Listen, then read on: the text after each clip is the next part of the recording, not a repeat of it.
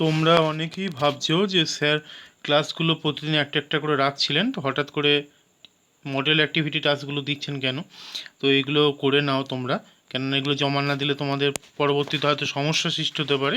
তো সেই জন্য এর ওপরে ক্লাসগুলো কমপ্লিট করে ফেলার চেষ্টা করছি। তো আমরা এই দ্বিতীয় ক্লাসে আমরা যাচ্ছি, যেখানে বাংলার যে সেটটা ছিল তোমাদের মডেল অ্যাক্টিভিটি টাস্কের, একটা কমপ্লিট টেক্সট হয়েছিল আর একটি কিন্তু সম্পূর্ণ হয়নি। তার তিনটি প্রশ্ন আলোচনা করব, বাকি তিনটি প্রশ্ন আগে কিন্তু চারটি করে ফেলেছি, 1, 2, 3 এবং 3-এর অথবা। আজকে 4, 5, 6 তোমরা একটু দেখে নাও ক্লাসটা কি দেওয়া আছে, ঠিক আছে? তো চলো স্টার্ট করি। কত সব খবর, কত সব প্রশ্ন, পড়তে জানে এমন এক মজুরের প্রশ্ন কবিতায় কিভাবে সেই সব খবর আর প্রশ্ন উচ্চারিত হয়েছে। দেখো কিভাবে আমি উত্তরটা লিখছি, তোমরা এখান থেকেও নিতে পারো, আর আমি তো অবশ্যই তোমাদেরকে পোস্ট করে দিয়েছি আমার টেলিগ্রাম সাইটে, তো এটাও পোস্ট করে দেবো। আর তোমরা পূর্ব ক্লাসটা যদি চাও তো এর আগে ক্লাসটা লিঙ্ক আমি এর সাথেই দিয়ে রাখবো। ইতিহাস কালের নিয়মে গতিশীল। মানুষের নিত্য নতুন কীর্তি অক্ষয় হয়ে থাকে, তবে সেই সৃষ্টিতে উদ্যোগপতির নাম উজ্জ্বল হয়ে থাকে। আড়ালেই রয়ে যায় কারুকার্যে অংশগ্রহণকারী মানুষেরা। তোমাদের সাথে একটা বদ অভ্যাস আছে, পড়াতে পড়াতে একটু করে বাড়তি কথা বুঝিয়ে বলার চেষ্টা করে, তো আমি সেটা একটু বলছি। যে কাজগুলো করা হয় সেখানে আমরা কিন্তু কারিগরদেরকে মনে রাখি না, যার নামে হচ্ছে সেই নামটাই থেকে যায়।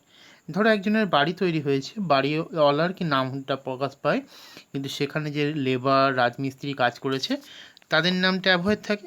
এখানেই কবির আপত্তি, কবি এখানেই তার নিজের কলম ধরেছেন।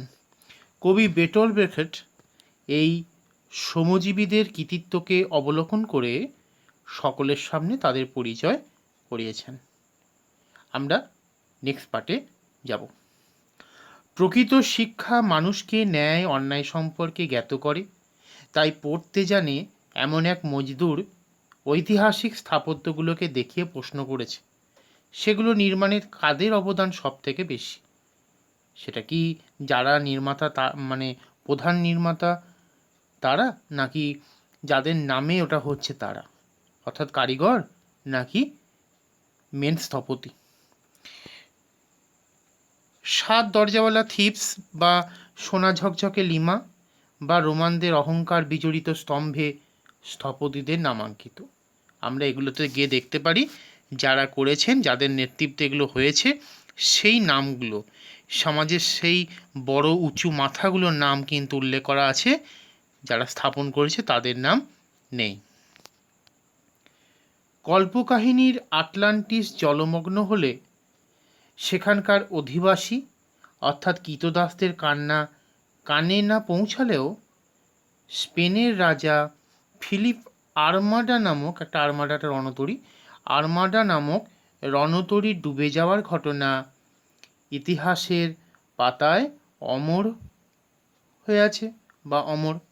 তাহলে বোঝা যাচ্ছে আটলান্টিসে কৃতদাসরা ডুবে গিয়েছিল সেটা মনে নেই, কিন্তু একটা জাহাজ রণতরী ডুবে গেছে, তাতে রাজা ফিলিপ কিন্তু কান্নাকাটি করেছিলেন, ভেঙে পড়েছিলেন, সেটা ইতিহাসে লেখা আছে। সিজারের একার পক্ষে গলদের প্রতিহত করা অসম্ভব, সে কি একা তরোয়াল নিয়ে করেছিলেন, গলদের নিপাত করেছিলেন? না। আলেকজান্ডার ভারত বিজয় করেছিলেন, কিন্তু তা সেই কাহিনীতে সেনাবাহিনীর বীরত্ব ব্যতীত তা সম্ভব হতো না, তার সেনাদেরও কৃতিত্ব আছে। প্রাশিয়ার রাজা দ্বিতীয় ফেডারিক শতবর্ষব্যাপী, সালটা কত এখানে আমরা ইনপুট করে দিয়েছি ডেটাটা, 1756 থেকে 63 জয়লাভ করেন। তাহলে এই যুদ্ধ কি তিনি একা জিতেছিলেন? না। বাইজেন্টিয়াম বা ব্যাবিলনের সভ্যতার পুনঃ বিকাশ শ্রমজীবী মানুষের কায়িক শ্রম আর পরম ভালোবাসা ছাড়া অসম্ভব ছিল। একটা সভ্যতার বিকাশ করতে গেলে সেখানে কিন্তু সাধারণ মানুষের অবদান বেশি থাকে, কিন্তু নাম হয় কার? তখনকার যিনি সম্রাট ছিলেন, রাজা ছিলেন যারা, এখনকার যারা নেতা স্থানীয় ব্যক্তি তাদের। চীনের বিখ্যাত পাঁচিল নির্মাণ সপ্ত আশ্চর্যের অন্যতম। দেখো আমাদের যেমন তাজমহল আছে, মানুষের তৈরি সপ্ত আশ্চর্যের মধ্যে কিন্তু চীনের পাঁচিলও একটা অন্যতম। বিভিন্ন রাজবংশের প্রচেষ্টায় দীর্ঘ সময় ধরে এটি নির্মিত হয়েছে। অনেক রাজবংশ এসেছে সেখানে, শাং বংশের মতো। তো সেই বংশগুলো এসেছেন, সেখানকার রাজারা একটা উদ্যোগ নিয়েছেন, কিন্তু করেছে তো সাধারণ মানুষরা। তবে সেই সকল রাজমিস্ত্রির নাম কিন্তু কোথাও লেখা নেই। রাজমিস্ত্রি বলো বা লেবার বলো, শ্রমিক বলো, তাদের নাম কিন্তু পাঁচিলে গায়ে লেখা নেই। এসব খবর শুধু আলোড়ন সৃষ্টি করে, কারিগররা অজ্ঞাত থাকে। অজ্ঞাত মানে যাদের নাম আর কোনোভাবেই জানা যায়নি। একজন শিক্ষিত শ্রমিকের কণ্ঠে তাই প্রতিবাদ। তো শিক্ষিত শ্রমিকের কণ্ঠে তাই প্রতিবাদের ভাষা খুঁজে পেয়েছেন কবি। সে জিজ্ঞাসা করছে, কেন কেন আমাদের নাম প্রকাশ পাবে না, কেন আমরা সমাজে সবসময় পিছিয়ে থাকব। এটা তো আর একটা প্রশ্নের উত্তর পেয়ে গেছো তোমরা। এবারে, চোখের জলটা তাদের জন্য। কার চোখে জল, কাদের জন্য, কেন তার কাছে জল এসেছে, তার চোখে জল এসেছে, এরকম প্রশ্নগুলো ছোট ছোট উত্তর হবে। তো এসব প্রশ্ন খুব পয়েন্ট ওয়াইজ প্রশ্ন, নম্বর বেশি পাওয়া যায়। চলো আমরা একটু পড়ে ফেলি। ফার্স্টে ইন্ট্রোডাক্টরি পার্ট। উপরোক্ত অংশটি কর্তার সিং দুগ্গাল রচিত অলৌকিক নামক একটি গল্প থেকে গৃহীত। প্রসঙ্গত একটু বলে দিই তোমাদের বাড়তি, এটা কিন্তু পাঞ্জাবি, ইনি কিন্তু পাঞ্জাবি একজন তোমার লেখক। বাংলায় ভাষান্তর করেছেন কে? অনিন্দ্য সৌরভ, তাই এনার নামটা আমি কিন্তু উল্লেখ করেছি। গল্পের ইংরেজি শিরোনাম কিন্তু ছিল অ্যাকচুয়ালি দ্য মিরাকল। ঠিক আছে, দ্য মিরাকেল নিয়ে লেখা হয়েছে, এটা গুরু নানকের কাহিনী আছে। তো আমরা এবারে প্রথম প্রশ্নের দিকে এগোচ্ছি। জীবন মৃত্যুকে পায়ে ভিত্ত করে যারা ট্রেন থামিয়ে ক্ষুধা তৃষ্ণায় কাতর দেশবাসীকে রুটি ও জল, ব্রেড অ্যান্ড ওয়াটার পৌঁছে দিয়েছিল, তাদের জন্য আলোচ্য গল্পের লেখক তার চোখের জলকে উৎসর্গ করেছেন। চোখের জল ফেলেছেন না বলে আমরা উৎসর্গ করেছেন ভাষাটা ইউজ করলাম। নেক্সট যাই দেখি। লেখক মায়ের বন্ধুর কাছে সাধারণ মানুষের নিরস্ত্র অবস্থায় ট্রেন থামানোর গল্প শুনেছিলেন। তোমরা কাহিনীটা একটু পড়ো, রিডিং আমরাও পড়াবো। সেখানে কিন্তু ট্রেন চলে এসেছিল, ট্রেন থামানোর গল্প কিন্তু শুনেছিলেন, লাইনের উপরে শুয়ে পড়ে সেই গল্প। স্বাধীনতা সংগ্রামীদের বন্দি করে নিয়ে যাওয়া ট্রেন পাঞ্জা সাহেবের মানুষেরা থামিয়ে দিয়েছিল তাদের খাবার ও জল দেওয়ার জন্য। স্বাধীনতা সংগ্রামীদের বন্দি করে নিয়ে যাওয়া হচ্ছিল, সেই অবস্থায় তারা অনেকদিন তারা খেতে পায়নি, তাদের খেতে দেওয়া হয়নি। এটা খবর পেয়ে সাধারণ মানুষ কিন্তু তারা, আমরা যে ভারতবাসী, তাই এক ভারতবাসী খেতে না পাচ্ছে না, সে আমাদের জন্যই বন্দি হয়েছে স্বাধীন করবে বলে, তাই তাদের উদ্দেশ্যে কিন্তু খাবার জল নিয়ে এরা ছোটাছুটি করে গিয়েছিল। কৃতজ্ঞতাবশত তাদের জন্যই চোখে জল আসে কথকের। তোমরা লেখক বলতে পারো, কোনো ক্ষতি নেই। মানুষের ইচ্ছা শক্তি, সাহসিকতা, সংকল্পই যে অসম্ভবকে সম্ভব করে তুলতে পারে, লেখক সে কথাই গল্পের মাধ্যমে সাধারণ মানুষকে বোঝাতে চেয়েছেন। তাহলে মনে জেদ আর সংকল্প যেটা করছে, আর তার সঙ্গে সাহসিকতা, এগুলো যদি মিশ্রণ হয়ে যায়, মানুষ অসম্ভবকে সম্ভব করে দিতে পারে। এটা আমাদের লেখক কর্তান সিং দুগ্গাল তার কাহিনীতে উল্লেখ করেছেন। লাস্ট প্রশ্ন খুব ইম্পর্টেন্ট। গারো পাহাড়ের নিচে গদ্যাংশে বা গদ্যাংশ অনুসরণে হাতিবেগার আইনের বিবরণ দাও। আমরা একটা পার্ট পাবো আমাদের টেক্সটে, আমার বাংলা শীর্ষক, সেখানে কিন্তু একটা গল্প আছে গারো পাহাড়ের নিচে। তো সেখান থেকে প্রশ্নটি করা হয়েছে হাতিবেগার আইন কি, সেটা আমরা একটু জেনে নিই।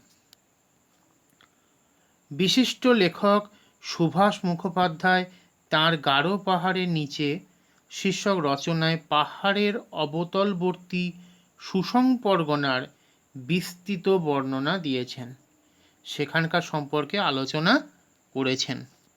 কি আলোচনা করেছেন? হাতিবেগার কাহিনীটা আলোচনা আমরা করব এখানে।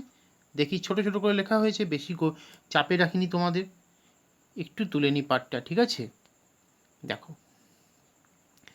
গল্পে 19 শতকে, ঊনবিংশ শতকে শেষ দিকে গারো পাহাড়ে হাতিবেগার আইন নামক এক ভয়ঙ্কর জমিদারি প্রথার পরিচয় পাই। আমরা কিন্তু এইটা আমাদের মানে গারো পাহাড়ের নিচে গল্পেও কিন্তু আছে, পড়লে তোমরা পড়তে পারো, খুব সুন্দর গল্প।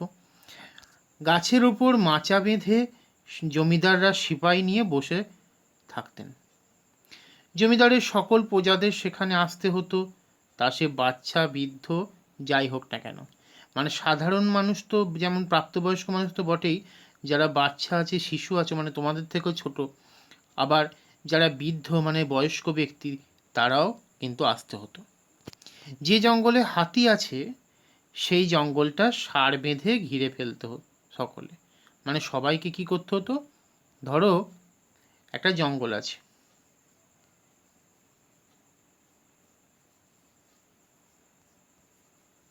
এই জঙ্গলটার কি করতো, চারিদিকে মানুষকে ঘিরে রাখতে হতো যাতে হাতি পালাতে না পারে। কেন? হাতিকে শিকার করবে কে? শিকার করবে জমিদার। তাহলে চারিদিকে সারাউন্ডিং হয়ে মানুষকে ঘিরে রাখতে হতো। তাহলে একটা বিপত্তি হবে। আমরা দেখি সেটা কি কী সব আছে। যে জঙ্গলে হাতি আছে সেই জঙ্গলটা সার বেঁধে ঘিরে ফেলতো সকলে। কোনো খাবার দাবার পরিবেশন করা হতো না, বরং নিজেদের খাবারের পাশাপাশি জমিদারদের জন্য ঢালাও খাবারের ব্যবস্থা করত। যারা আছে, যারা সাধারণ প্রজা, তারা কি খাবে জমিদার চিন্তা করতো না, বরং জমিদার আর তার সিপাহীরা কি খাবে তার ব্যবস্থা ওই সমস্ত প্রজারাই করত। দাঁড়িয়ে থাকা অবস্থায় সাপ বা বাঘের কামড়ে প্রাণহানিও হতো, কেননা সেই সময় বনেতে সাপ, বিষধর সাপ আছে, তারা কামড়ে দিত, কিংবা বাঘে ধরে নিয়ে যেত, বাঘে কামড়াতো, প্রাণহানি হতো। অথবা বন্য হাতি শিকার করছে গেছে, তাদের সামনে পড়েও মৃতের সংখ্যাটা কম ছিল না। তাহলে হাতি বেগার মানে কি বুঝতে পারছো? বেগার পরিশ্রম করা হাতি ধরার জন্য। তোমরা এটা থেকে জিনিসটা জেনে নিয়ে নিজের ভাষাতে লিখলেও ক্ষতি নেই। জনৈক গোরাচাঁদ মাস্টারের নেতৃত্বে সশস্ত্র আন্দোলন এই আইনের অবলুপ্তি ঘটিয়েছে। পরবর্তীতে অনেকটা দীর্ঘ হয়ে যাবে কাহিনী। গোরাচাঁদ মাস্টার বলে একজন জনৈক মানে নেতৃত্ব, তার তৎপরতায় সাধারণ মানুষ বা প্রজারা অস্ত্রশস্ত্র নিয়ে হামলা করে জমিদারের ওপরে। আর ব্রিটিশদের সাহায্য নেওয়া জমিদাররা কিন্তু হারিয়ে দেয় তাদের মানে এই সমস্ত প্রজাদেরকে, তারা কিন্তু হারিয়ে দিতে পেরেছিল। কিন্তু এরপরে ওই আইনকে, অর্থাৎ হাতি বেগার আইনকে কিন্তু আর কন্টিনিউ করা হয়নি, অর্থাৎ সেটি আস্তে আস্তে বন্ধ হয়ে গিয়েছিল। ঠিক আছে, তো উত্তরগুলো লিখে ফেলো। আমরা Bangla model activity task complete করে দিয়েছি। কেমন লাগলো জানিও। Thank you.